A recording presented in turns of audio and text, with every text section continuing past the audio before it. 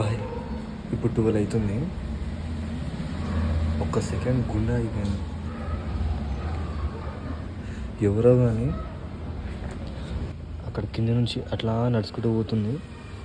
ఆడిపోయి సడన్గా ఆగేది. ఆ వీడియో కూడా తీసిన పెడతా.